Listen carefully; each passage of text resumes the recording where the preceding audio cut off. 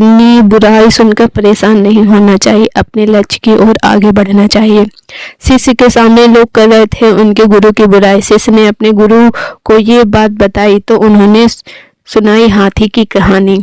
एक लोक कथा के अनुसार पुराने समय में एक संत अपने शिष्य के साथ गांव में रुके। कुछ ही दिनों संत की ख्याति आसपास के क्षेत्रों में फैल गई। अब उनके प्रवचन सुनने और दर्शन करने के लिए दूर दूर से लोग आने लगे। ये देखकर उसी गांव में एक अन्य पंडित परेशान हो गया। उन्हें लगने लगा कि इस संत की वजह से मेरे भक्त कम हो गए जाएंगे, मेरा जीवन आयन कैसे होगा। पंडित ने संत का दुरुपचार करना शुरू कर दिया। वह लोगों के सामने उस संत की बुराई करता था।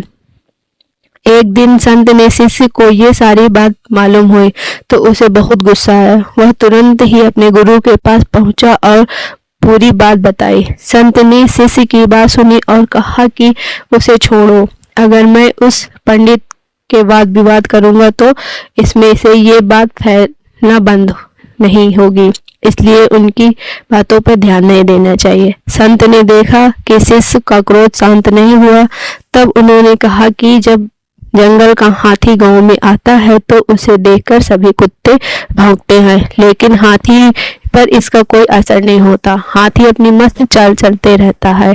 कुत्ते भौंकते हुए थक जाते हैं और वापस अपने इलाके की ओर चले जाते हैं।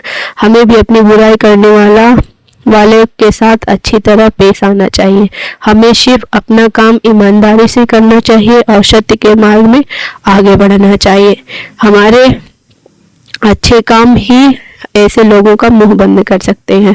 तो दोस्तों, नई नई प्रेरक कहानी ही साझा करने की प्रेरणा मुझे आपसे ही मिलती है। तो मिलते हैं एक नई कहानी के साथ। कहानी पसंद आई हो तो लाइक, कमेंट और शेयर जरूर।